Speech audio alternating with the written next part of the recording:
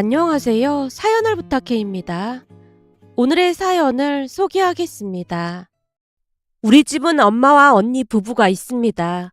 아빠는 제가 태어나고 얼마 뒤 돌아가셨기에 저는 아빠 얼굴을 본 적이 없다고 해도 과언이 아니었어요. 엄마는 홀로 힘겹게 우리 자매를 키우셨고 가정 형편은 항상 어려울 수밖에 없었습니다. 그나마 다행이었던 것은 언니도 그렇고 저도 그렇고 공부는 꽤 잘하는 편이었던지라 대학 내내 장학금을 받으며 큰 문제 없이 졸업했습니다. 그 뒤 언니는 대기업 화장품 회사의 마케팅 부서에서 일을 시작했어요. 그런데 일을 꽤 잘했던 모양으로 회사에서도 인정받으며 짧은 시간 안에 승진도 하면서 승승장구하고 있었습니다. 그러면서 언니의 씀씀이도 꽤나 커져갔습니다. 그렇게 얼마 뒤 저도 대기업에 취업을 하게 됐는데 언니가 쇼핑봉투 하나를 건넸습니다. 언니, 이거 명품백 아니야? 처음 회사 들어가면 직원들끼리 기싸움도 많고 그러니까 꿀리지 말라고 내가 입사 기념으로 하나 사주는 거야. 그래도 너무 비싼 것 같은데 뭐하러 샀어? 네가 잘 몰라서 그러는데 막상 회사 출근해보면 다들 그런 백 하나씩 하고 오고 그래. 거기다 옷도 다들 명품으로 입고 그래서 얼마나 기가 죽는지 몰라. 그러니까 너 기죽지 말라고 사주는 거야. 그래도 이건 너무 비싼 것 같은데 미안해서 그렇지. 내 월급이 얼만데 다 커버 가능하니까 걱정할 거 없어. 저번에 맡았던 프로젝트가 성공적이어서 상여금도 받을 것 같으니까 걱정할 필요 없어. 아무리 그래도 이건 너무 비싼 것 같은데 그냥 환불하고 좀 저렴한 걸로 바꾸자. 글쎄 괜찮다니까. 넌 쓸데없는 걱정하지 말고 회사 갈 때 내 옷장에 있는 옷 중에 하나 골라 입고 갈 생각해. 그리고 신발장에 내 구두 있지. 너랑 나랑 사이즈도 같으니까 골라서 신고 다니고. 제발 그런 운동화 좀 그만 신고 다녀. 너 설마 그 운동화 신고 첫 출근할 건 아니지? 라며 언니가 눈을 동그랗게 뜨고 저를 바라봤는데요. 사실 언니와 발 사이즈가 같긴 했지만 언니 신발 대부분은 하이힐이었기에 신고 다닐 엄두조차 나지 않았습니다. 언니 옷장에 있는 옷들도 마찬가지였는데요. 너무 화려하다 보니까 선뜻 손이 가지 않았습니다. 하지만 첫 출근 전 언니가 옷과 신발을 직접 골라주는 바람에 어쩔 수 없이 언니가 골라준 것으로 차려입고 출근을 했고 그 바람에 사람들 시선을 한 몸에 받았다고 해야 할까요? 언니 옷이 화려하기도 했고 거기다 명품 옷이다 보니 시선을 끌 수밖에 없었으니까요. 그날 가장 힘들었던 것이 안 신던 하이힐을 신고 다니느라 발이 퉁퉁 부어서 내내 얼마나 고생을 했는지 모르겠습니다. 결국 첫 출근 이후에는 언니 옷이 아닌 제 옷을 입고 출근을 했는데요. 어느 날은 동기가 궁금한 듯 제게 물었습니다. 미연 씨, 내가 진짜 궁금하게 있는데 말이야. 궁금한 거? 뭔데 그래? 이런 거 물어봐도 될지 모르겠는데 첫 출근 날 미연 씨가 입고 온 옷이랑 지금은 너무 다른데 어떤 게 진짜 미연 씨 모습인 거야? 사실 첫 출근 날 미연 씨 보고 전부 명품으로 치장했길래 진짜 놀랐잖아. 아, 그게 사실은 그거 내 옷이 아니라 우리 언니 옷이었어. 언니 거? 정말 언니 거였단 말이야? 근데 언니가 무슨 일을 하시길래 감각이 그렇게 좋으신 거야? 사실 그날 입고 왔던 옷이 딱 내 스타일이었거든. 아, 우리 언니가 땡땡 화장품 회사에서 마케팅 일을 하거든. 그러다 보니까 화장이나 패션 그런 거에 신경을 많이 쓰는 편이야. 땡땡 화장품? 그럼 얼굴도 엄청 예쁘겠네? 그렇지. 언니가 얼굴도 예쁜 편인데 워낙 화장도 잘하고 옷도 잘 입고 그러다 보니까 더 예뻐 보이긴 하더라고. 전에 언니랑 같이 밥 먹고 있는데 어떤 남자가 연락처를 달라고 한 적도 있었으니까. 우와, 진짜 대박이다. 근데 언니가 옷도 막 가져다 입으라고 하나 봐. 우리 언니는 자기 거 입고 나가면 아주 난리를 치거든. 라며 동료가 부러운 듯 저를 바라봤습니다. 사실 동료에게 말한 것처럼 우리 언니는 옷도 잘 입고 화장도 잘하는 데다가 얼굴까지 예뻐서 어디서든 눈에 띄는 그런 외모였습니다. 같이 다니다 보면 친동생이 맞냐는 말을 항상 듣곤 했으니까요. 하지만 언니는 눈이 엄청 높은 편으로 취업을 하고도 한동안 남자친구를 사귀지 않았습니다.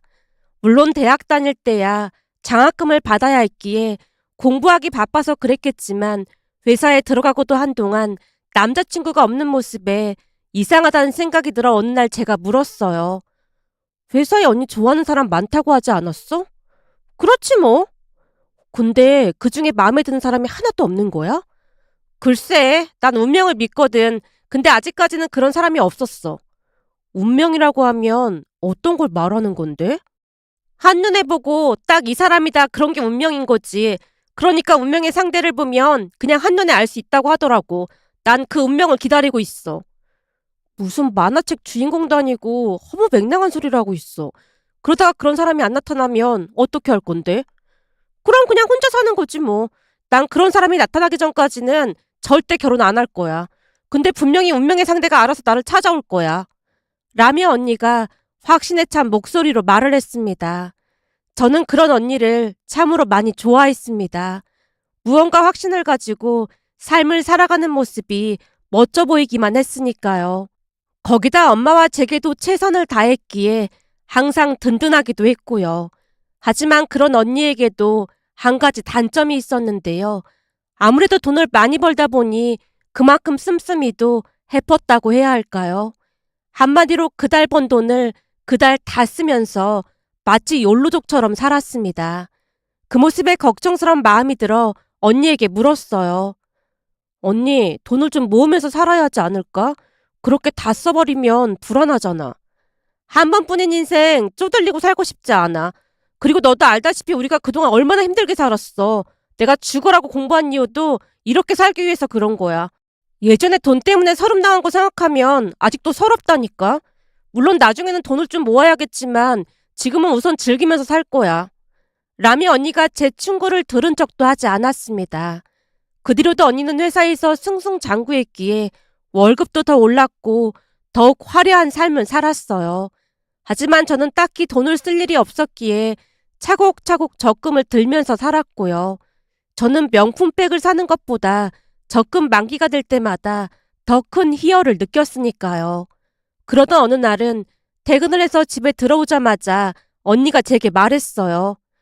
드디어 운명의 상대가 나를 찾아온 것 같아. 진짜? 혹시 언니네 회사 사람이야? 아니, 우리 회사 근처 카페에서 일하는 사람이야. 그럼 카페 사장인 거야? 그건 아니고 거기서 아르바이트 하고 있다고 하더라고. 뭐? 아르바이트? 나이가 몇 살인데 아직도 아르바이트를 하고 있어? 제가 놀란 채 언니를 빤히 바라봤는데요. 제 입장에서는 어이가 없을 수밖에 없었거든요. 그렇게 언니가 그 운명의 상대에 대해 말을 하기 시작했고 제 입장에서는 조금 이해가 되지 않는 이야기를 듣게 되었습니다. 언니 말에 의하면 출근 전 항상 카페에 들러서 라떼를 한 잔 사곤 했다는데요. 그날따라 매일 가던 카페가 문을 열지 않아서 그 옆에 카페로 갔다는데 그 카페에서 일하고 있던 남자가 유난히도 눈에 띄더랍니다. 그 사람 얼굴이 딱히 잘생긴 것도 아니었고 언니 스타일도 아니었는데 말이죠. 결국 그 다음부터는 매일 그 카페에서 라떼를 사게 됐다는데요. 한 일주일 정도 지난 어느 날은 늦잠을 자는 바람에 그냥 회사로 갈까 하다가 커피는 사야 할 것 같아서 헐레벌떡 카페로 들어갔다고 하는데요. 그 카페 남자가 커피를 내려놓고 기다리고 있다가 말을 했다네요. 여기 커피 내려놨습니다. 아, 고맙습니다. 계산해 주세요. 언니가 빠른 말투로 말을 했다는데 남자가 웃으며 대답하더랍니다. 오늘은 제가 사드리는 겁니다. 늦으신 것 같은데 얼른 가보세요. 라는 남자의 말에 얼떨결에 커피를 들고 그곳을 나왔다고 합니다. 잠시 그날 일을 말하던 언니가 떨리는 목소리로 제게 물었어요. 어때? 딱 봐도 운명이 맞는 것 같지? 아니, 대체 어느 포인트가 운명이라는 거야? 생각해봐. 그동안 매일 열려있던 카페가 그날따라 문을 닫은 거야. 그래서 그 옆에 카페로 갔는데 그 남자를 보자마자 심장이 마구마구 뛰더라니까. 그날 내 운명의 상대인 걸 딱 알았는데 남자가 내 커피를 내려놓고 기다리고 있었다잖아. 남자도 내가 운명인 걸 느꼈던 거 아니겠어? 라며 언니가 호들갑을 떨어대는 모습에 제가 어이없다는 듯이 대답했습니다. 언니, 내 말 좀 들어봐. 회사에서도 언니 좋다는 사람 많았잖아. 거기다 우리가 밥을 먹거나 하면 언니한테 연락처 주고 가는 사람도 많았건 말이야. 그거랑 이게 무슨 상관이라고 그래. 상관이 아주 많지. 그러니까 내 말은 언니 얼굴 정도면 보통 남자들은 다 반하게 되어 있다 그 말이야. 내 생각에는 그 남자가 작업친 것 같구만. 운명의 상대는 무슨 운명의 상대야. 아니라니까. 난 한눈에 보고 딱 알아봤다니까.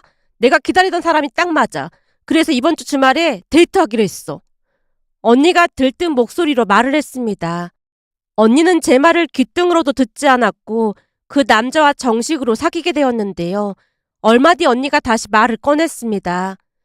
근데 우리가 결혼하면 좀 웃길 것 같아. 웃기다니? 그게 무슨 말이야? 우리 정우 씨가 나보다 4살 연하거든. 뭐? 4살 연하? 그럼 내가 더 나이가 많다는 말이잖아. 그렇지. 네가 1살 더 많은 거지. 언니 취향이 연하인 줄은 몰랐네. 나도 연하는 딱 질색이었는데 정우 씨는 듬직한 게 연하 같아 보이지 않아. 그래서 4살 연하에다가 직업은 카페에서 아르바이트를 하고 있고 그런 사람이 언니의 운명의 상대라는 말인 거지? 그럼 정우 씨도 나 보자마자 한눈에 반했다고 하더라고. 이게 운명의 상대가 아니면 뭐겠어? 언니가 너무나 행복해하는 모습에 거기에 초를 칠 순 없는 노릇이었기에 제가 조심스레 다시 물었습니다. 근데 계속 카페에서 아르바이트 할 건 아니겠지? 정우 씨 말로는 계속 취업 자리 알아보고 있다고 하더라고. 얼마 전에 대기업 건설회사에 원서를 넣었다는데 잘 될 것 같대. 대기업 들어가기가 얼마나 어려운데 그게 잘 될지 모르겠네. 라며 제가 걱정스레 대꾸했지만 이미 콩깍지가 씌어있던 언니 얘기에 그런 말이 들릴 리 만무했습니다. 하지만 그 어느 때보다 언니가 행복해 보였기에 언니를 믿고 응원해주기로 했는데요. 얼마 뒤 언니가 반가운 소식을 전해왔습니다. 내가 뭘 했어? 우리 정우 씨가 드디어 취업했어. 그럼 그 건설회사에 들어갔단 말이야? 내가 어디 있는 스타일이며 코디를 싹 다 해줬더니 한 번에 붙은 거 있지. 내가 잘 될 거라고 했잖아. 정말 다행이다. 라며 제가 안도의 한숨을 내쉬었는데요. 혹시나 언니를 등쳐먹는 사기꾼은 아닐까 노심초사하고 있었거든요. 그러던 어느 날은 언니가 처음으로 불만스레 말을 꺼냈습니다. 정우 씨가 다 마음에 드는데 딱 한 가지 마음에 안 드는 구석이 있어. 운명의 상대라고 할 때는 언제고 뭐가 마음에 안 드는데. 그게 오늘은 나한테 뭐라고 했는 줄 알아? 데이트 통장을 만들어서 사용을 하자고 하더라고. 데이트 통장? 지금껏 언니가 돈도 더 쓰고 그랬는데 이제는 돈 좀 번다고 생색내겠다는 거야 뭐야? 아니 그게 아니라 내가 돈을 너무 많이 쓰는 것 같다고 하면서 데이트 통장을 만들면 좋을 것 같다고 하더라고. 거기다 그 통장에 돈을 넣고 쓰면서 돈을 좀 아끼자고 하더라니까. 그리고 나한테 결혼도 해야 하니까 적금도 들어가라고 했고 말이야. 진짜 그랬어? 이제 보니 딱 내 스타일이었네. 사실 그동안 언니가 돈을 막 쓰고 다니긴 했잖아. 운명의 상대랑 결혼하려면 돈을 아껴 쓰긴 해야 할 것 같긴 해.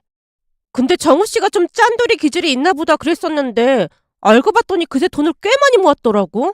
나랑 결혼할 생각으로 악착같이 돈을 모으고 있었다는 거 있지. 그나마 한 사람은 정상이라 다행이네. 연하라고 하길래 걱정했더니 걱정 안 해도 되겠다. 라는 제 말에 언니 입이 대빨 나와 있었습니다. 그렇게 시간이 지나갔고 결혼 이야기가 나오기 시작했는데요. 예비형부는 생각했던 것보다 훨씬 좋은 사람으로 믿음이 가는 그런 사람이었어요. 예비형부가 집에 인사 온 날 엄마가 물었는데요. 혹시 집이랑은 어떻게 할 생각인가? 집은 제가 모은 돈에다 부모님이 한 2억 정도 보태주기로 해서 대출 조금 받으면 전세 정도는 얻을 수 있을 것 같습니다. 우리 딸은 모아놓은 게 얼마 안 되는데 미안하구만. 아닙니다. 제가 아르바이트 할 때 묵묵히 많이 응원해줬는걸요. 사실 카페 아르바이트는 하고 있었는데도 저만 보고 좋다고 해준 것만으로도 저는 그저 고마운걸요. 라며 예비형부가 활짝 웃었습니다. 그나마 다행이었던 것은 예비형부를 만나고 나서 언니가 적금도 들어가고 조금씩 변해가고 있었기에 더욱 믿음이 갔습니다. 그렇게 두 사람은 결혼을 했고 나이에 비해 형부가 워낙 듬직했기에 안심이 됐어요. 사돈 어르신 두 분도 합리적인 분들로 언니와 형부의 의견에 전적으로 따라주셨습니다. 하지만 결혼해서 살다 보니 언니와 형부가 자주 다퉜는데요. 그 바람에 언니가 집에 와서 불만을 토로하기도 했습니다. 진짜 답답해서 못 살겠어. 또 왜 그러는데? 아니 그동안은 내가 돈 관리를 했었거든? 근데 얼마 전에 통장을 보여달라고 하길래 보여줬더니 노발대발 난리도 아닌 거야. 형부가 그냥 그럴 사람이 아닌데 대체 무슨 짓을 한 거야? 라는 말이 저도 모르게 튀어나왔고 언니가 견눈질로 노려보다가 물었습니다. 넌 지금 누구 편이야?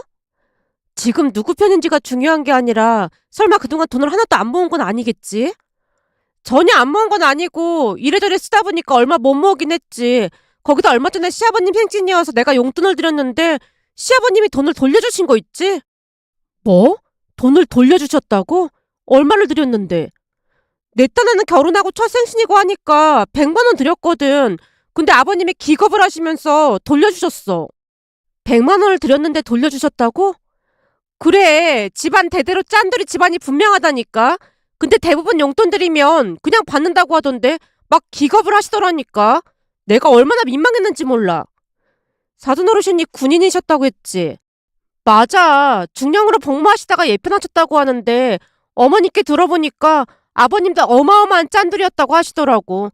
어느 정도냐 하면 말이야. 화장실에 들어가실 때도 불을 안 켜고 그냥 들어가신 적도 많다니까. 보고 있으면 얼마나 소름 돋는지 몰라. 소름 돋을 게 뭐가 있어? 상견례 때도 보니까 엄청 예의 바르시고 그러시던데. 암튼 남편이 아버님을 그대로 빼닮았어. 완전 자린고비도 그런 자린고비가 없다니까. 너무 그러니까 요즘 우울증까지 올 것 같아. 라미 언니가 침울한 목소리로 말을 했는데요. 그 뒤에도 자주 다투는 모습이었지만 그냥 소소한 문제로 다퉜기에 그다지 신경 쓰지 않았어요. 그러던 중 언니가 임신을 한 뒤 출산을 앞두고 엄마에게 말했습니다. 엄마, 나 출산하고 나면 엄마가 좀 봐주면 안 될까? 그럼 엄마가 언니네 집까지 출퇴근해야 하는데 거리가 좀 멀지 않을까? 제가 걱정스레 말을 꺼내자 언니가 대답했습니다. 그래서 말인데 엄마가 우리 집에 들어와서 사는 건 어때? 뭐? 나보고 거기 들어가서 살라고? 손주도 보고 엄마도 좋잖아. 거기다 엄마가 와서 봐주면 그이가 매달 200만 원씩 드리겠다고 했고 말이야. 라며 엄마에게 말을 꺼냈는데요. 엄마가 걱정스레 저를 바라봤습니다. 그럼 우리 미연이는 어쩌고? 엄마, 나는 괜찮아. 이 집 전세 주고 난 따로 원룸 같은 데 얻어서 나가면 되는 걸 뭐. 그래도 어떻게 그래? 진짜 괜찮다니까. 그때 당시 엄마도 언니 집에 들어가고 싶어하는 기색이 역력해 보였기에 제가 급히 손사래를 쳤습니다. 그렇게 언니는 출산을 했고 엄마는 언니 집에 들어가서 살게 됐는데요. 어느 날은 언니 집에 놀러 갔더니 엄마가 긴 한숨을 내쉬며 말을 꺼냈어요. 내가 듣기로는 딸내랑 같이 살게 되면 다들 사이 눈치가 보이기 마련이라고 하던데 우리는 정반대야. 정반대라니? 그게 무슨 말이야? 네 형부는 사람이 진국인데 네 언니가 문제야. 하루하루 바늘방석이라 네 언니 때문에 살 수가 없잖니. 언니가 어떻게 했는데 그래? 그 사치병이 문제지 뭐. 어제는 백화점에서 네 조카 옷을 잔뜩 사왔더라니까. 근데 금방금방 크는데 그 옷을 다 입기나 하겠어. 그래서 내가 한 소리 했더니 미쳐서는 밥도 안 먹고 그러고 있잖니. 아니 밖에 많이 나가는 것도 아닌데 무슨 옷을 그렇게 많이 사고 난리야? 몰라. 돈을 그냥 물 쓰듯이 쓴다니까. 그러니 네 형부 심정이 어떻겠어. 네 형부는 말이야. 한 달에 용돈을 20만 원도 안 쓰는 것 같던데 정신이 나가도 보통 나간 게 아니라니까. 엄마인 내 속이 이렇게 타들어가는데 네 형부는 보살이야 보살. 언니는 그 사치병 고치긴 글렀다니까. 내가 볼 때는 죽을 때까지 못 고칠 것 같아. 그것도 병이라면 병이라니까. 허구한 날 백화점에 가서 옷 사고 화장품 사서는 김서방 모르게 감춰놓고 쓰는데 저러다 김서방 알면 사달이라도 날까봐 내가 다 무섭다니까. 내가 저 인간 때문에 불안해서 살 수가 없다. 라며 엄마가 울상을 지었습니다. 하지만 그 뒤에도 언니의 사치병은 나아질 기미가 보이질 않았는데요. 어느 날은 제게 찾아와서 하소연을 했어요. 나 돈 좀 빌려줄 수 있어? 갑자기 돈을 빌려달라니. 아니, 저번 달에 네 형부 몰래 카드로 백 하나 산 거 있거든. 뭐? 백? 언니 저번에도 명품백 때문에 난리 났었잖아. 근데 또 샀단 말이야? 언니 이 정도면 병이다 병이야. 그게 말이야. 우리 직원이 백화점 간다고 하길래 잠깐 따라갔는데 마침 신상이 딱 들어왔더라니까. 그러다 보니까 잠시 미쳤었나 봐. 빌려주면 내가 매달 갚아나갈 테니까 돈 좀 빌려줘. 나한테 그런 목돈이 어디 있다고 그래. 그리고 언니한테 돈 빌려주다가 형부한테 걸리면 나까지 사달라는 거 몰라서 그래? 난 돈 없으니까 언니가 알아서 해. 라며 제가 딱 잘라 거절을 했습니다. 그게 최선의 방법이었으니까요. 그런데 얼마 뒤 결국 집안이 발칵 뒤집어지고 말았습니다. 형부랑 대판 싸웠던 모양으로 언니가 이혼을 한다고 난리를 쳤거든요. 난 도저히 이렇게 못 살아. 아니 돈을 벌기만 하면 뭐하냔 말이야. 쓰지를 못하게 하는데. 언니 다들 그러고 살아. 사실 그동안 언니가 사치가 심하긴 했지 뭐. 그래도 해도 너무하잖아. 맞벌이를 하면 뭐해. 매달 300만 원씩 적금 들어가는데. 그러니 내가 얼마나 쪼들리며 살겠어. 라며 언니가 마구마구 짜증을 내고 있자 엄마가 대화에 끼어들었습니다. 네가 쪼들리긴 뭘 쪼들려. 김서방이 나한테 주는 돈 200만 원 중에 100만 원을 가져다 쓰고는. 뭐? 언니가 엄마 돈까지 삥 뜯어갔단 말이야? 삥을 뜯긴 누가 삥을 뜯었다고 그래. 필요하니까 우선 빌려간 거지. 그게 그거지. 그렇게 가져갔으면 들키지나 말던지. 그럼 언니가 매달 엄마한테 100만 원씩이나 다시 받아갖고 그걸 형부한테 들켰단 말이야? 김서방이 잔뜩 화가 나서 나갔는데 보통 큰일이 아니다. 엄마가 손주 봐주고 받는 돈을 딸한테 준다는데 왜 난리인지 모르겠어. 언니가 여전히 철없는 소리를 하고 있었는데요. 우리 언니지만 정말 대단하다는 생각만 들 뿐이었습니다. 두 사람 대화를 자세히 들어봤더니 엄마가 손주를 봐주는 것에 대해 형부가 매달 200만 원씩을 들였고 그중 100만 원을 언니가 다시 받아내서 전부 쓰고 다녔다고 했습니다. 그 사실을 형부한테 들키는 바람에 난리가 났고요. 결국 언니가 산다 못 산다 난리를 쳐대는 바람에 집안이 발칵 뒤집어졌는데요. 그래도 다행히도 어찌어찌 잘 넘어가는 듯해 보였습니다. 그런데 그렇게 1년쯤이 지난 어느 날 충격적인 사건이 일어나고 말았습니다. 평소 엄마가 혈압이 높은 편이라 병원에 자주 다녔는데 결국 형부가 언니에게 말을 꺼냈어요. 내가 볼 때는 장모님 건강도 안 좋으신데 당신 회사를 그만두는 게 맞는 것 같아. 그러게 요즘 엄마가 더 힘들어하셔서 걱정이 됐는데 어쩔 수 없지 뭐. 근데 당신이 회사 그만두면 더 아껴 써야 하는 건 알고 있는 거지? 형부가 언니에게 말을 꺼내자마자 언니가 버럭했습니다. 알았으니까 그만 좀 해. 당신은 지금 이 상황에서도 돈 생각뿐인 거야? 내 말은 그런 말이 아니잖아. 사실 앞으로 외벌이로 살아야 하니까 줄여야 하는 게 맞는 거잖아. 알았다고. 그러니까 제발 그만 좀 하라고. 언니가 갖은 짜증을 내고 방으로 들어가 버렸습니다. 엄마 몸이 좋지 않은 뒤로 언니네 집에 자주 갈 수밖에 없었는데요. 시간이 지나면 지날수록 언니의 불만이 쌓여만 가고 있었습니다. 그러던 어느 날은 겨울에 외출을 하셨던 엄마가 갑자기 쓰러져서 지나가던 사람이 구급차를 불러줬고 급히 수술을 받았는데요. 수술 후에도 한동안 혼수 상태로 깨어나지 못하셨기에 2번이나 더 수술을 받아야만 했고 얼마 후 구사일생으로 깨어나셨습니다. 정말이지 천만다행이라는 말밖에 떠오르지가 않았는데요. 그 뒤에는 병원비가 문제가 될 수밖에 없었습니다. 어느 날 언니가 먼저 말을 꺼냈거든요. 네 형부가 짠돌이라 말도 못 꺼내겠고 진짜 미치겠다. 너 혹시 돈 좀 모아놓은 거 있어? 나 적금 들어가는 거 있으니까 너무 걱정하지 마. 너한테 진짜 미안해. 이럴 줄 알았으면 나도 돈 좀 모아두는 건데. 우선 나도 명품백이랑 싹 다 팔아서 병원비 마련해 볼게. 그 인간은 돈밖에 모르는 피도 눈물도 없는 인간이라 절대 병원비 같은 건 안 보탤 거야. 가끔 보면 돈에 미친 인간 같다니까. 언니가 사지병에 걸려서 그러고 있는데 형부라도 그래주면 고맙게 생각해야지. 넌 이 와중에도 네 형부 편을 드는 거야? 내가 편을 들게 무슨 편을 들었다고 그래. 그냥 형부 심정도 이해가 된다는 거지. 그러게 내가 돈 좀 아껴 쓰라고 몇 번이나 말했잖아. 라는 제 말에 언니가 입을 삐죽였는데요. 다음날 언니와 형부를 불러놓고 제가 먼저 말을 꺼냈습니다. 엄마 병원비는 제가 알아서 할 테니까 너무 걱정하지 마세요. 저제가 무슨 돈이 있다고 그래요.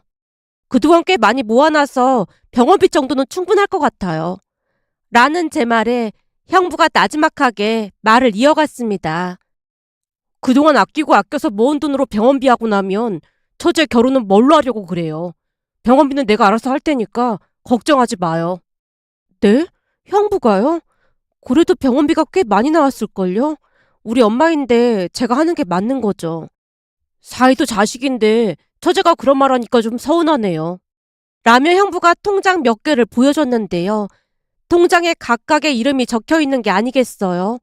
그 통장에는 엄마 이름뿐만 아니라 조카 이름과 언니 이름, 그리고 사돈어르신 성함과 제 이름까지 적혀 있었습니다. 통장을 보며 제가 놀란 채 물었어요. 형부, 이게 다 뭐예요? 사람이 살다 보면 위급 상황이 생기기도 하고 뜻하지 않게 큰일을 겪기도 하잖아요. 그래서 조금씩 모아뒀던 거예요. 이 통장은 혹시나 장모님이 아프시면 병원비 하려고 모아뒀던 통장이고, 이건 처제 결혼할 때 보태주려고 만들었던 통장이에요. 그리고 이건 우리 딸 대학 갈 때 쓰려고 만든 통장이고요. 라며 형부가 통장을 들어보이며 말했는데요. 순간 언니 눈에서 눈물이 뚝뚝 떨어지고 있었습니다. 뭐야? 그럼 그동안 그렇게 돈을 아꼈던 이유가 이 통장들 때문에 그런 거야? 내가 왜 그렇게 돈을 모아야 한다고 했는지 이제는 좀 알겠어? 지금처럼 집안에 급한 일이 생겼는데 돈이 없으면 그것처럼 비참한 게 없거든. 그런 말을 하지 그랬어. 그것도 모르고 난 당신을 오해했잖아. 내가 몇 번이나 말했는데 당신이 들으려고도 안 한 거잖아. 봐봐. 이렇게 돈을 모아놓으니까 얼마나 든든해. 내 말 무슨 말인지 알겠지? 라는 형부의 말에 언니가 눈물을 뚝뚝 흘리며 고개를 끄덕였습니다. 그런데 그 일이 전화위복이 됐다고 해야 할까요? 그 뒤 언니는 같은 사람이 맞나 싶을 정도로 짠순이가 되어갔습니다. 형부가 월급을 가져다 주면 일일이 가계부를 쓰면서 최대한 돈을 아껴 쓰고 있는데요. 엄마 몸이 회복되고 난 뒤부터는 조카를 유치원에 보내고 아르바이트도 하기 시작했습니다. 평소라면 창피하다고 절대 하지 않을 일들도 찾아서 하기 시작했거든요. 며칠 전 언니 집에 갔더니 언니가 음식을 해서 밥을 차리고 있는 모습에 제가 놀리듯 물었어요. 오늘은 외식 안 하고 집에서 먹는 거야? 외식 한 번 안 하면 집에서 몇 끼를 먹을 수 있는데 외식은 무슨 외식이야. 내가 재료값이랑 다 따져봤는데 집에서 해먹는 게 훨씬 절약돼. 요즘 물가도 장난이 아니라 마트에서 장볼 때도 진짜 가격을 몇 번이나 본다니까. 라며 언니가 혀를 내두르는 모습에 참 놀랍다는 생각마저 들었습니다. 가정적이고 마음 따뜻한 형부로 인해 언니가 바뀌어가는 것을 보며 그래서 좋은 배우자를 만나야 하는 거구나라는 생각도 하게 됐답니다. 사람 고쳐 쓰는 게 아니라는 말이 있다지만 언니가 주방에서 열심히 음식을 만들고 있는 모습을 보며 형부로 인해 언니가 참 많이 변했다는 생각이 들면서 감사한 마음을 전하고 싶어 이렇게 글 남겨봅니다. 오늘의 사연은 여기까지였습니다. 즐겁게 보셨다면 구독, 좋아요 부탁드립니다. 고맙습니다.